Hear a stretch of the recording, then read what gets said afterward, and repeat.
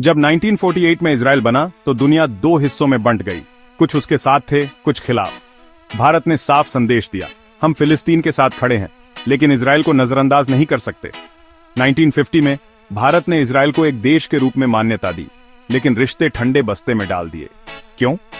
क्योंकि भारत को अरब देशों से तेल चाहिए था और वह अपनी बड़ी मुस्लिम आबादी को नजरअंदाज नहीं कर सकता था।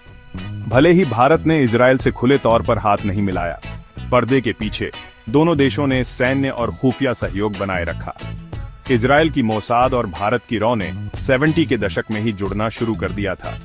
1971 के भारत पाकिस्तान युद्ध के दौरान इजराइल ने गुपचुप तरीके से कुछ हथियारों से मदद की थी। 1991 सोवियत संघ गिर गया और भारत की सोच बदल गई।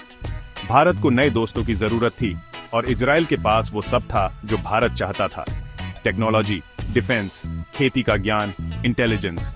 1992 तक औपचारिक राजनयिक संबंध शुरू हो गए और इजराइल में भारतीय दूतावास खुल गया। वहां से रिश्ते बहुत तेजी से गर्मा गए। जब 1999 में कारगिल युद्ध छिड़ा तो कई देश चुप रहे, लेकिन इजराइल ने भारत को दिया हल्के लेजर गाइडेड बम, ड्रोन और सर्विलांस सिस्टम और तुरंत हथियार सप्लाई। भले ही भारत की दोस्ती दुनिया से छिपी हुई थी, इजराइल हमारे साथ तब खड़ा था जब इसकी सबसे ज्यादा जरूरत थी।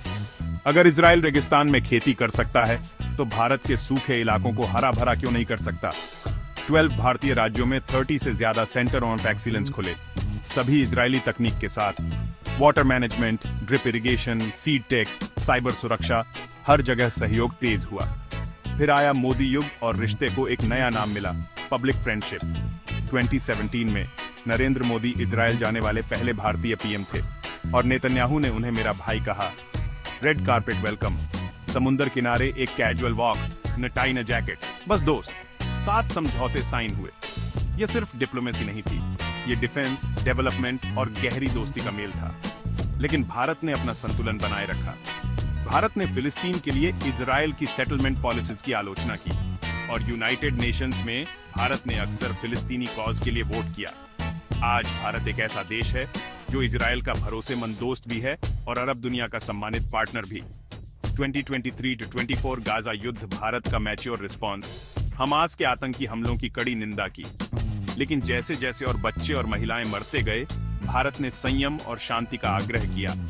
भारत का संदेश: हम आतंकवाद के खिलाफ हैं, लेकिन मासूमों की रक्षा करना बहुत जरूरी है।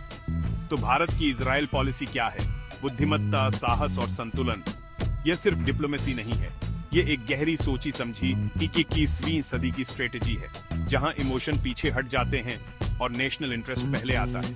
भारत दोस्त बनाता है, लेकिन कभी आंखें बंद करके नहीं, हमेशा एक पॉलिसी के साथ और हमेशा सिद्धांतों के साथ।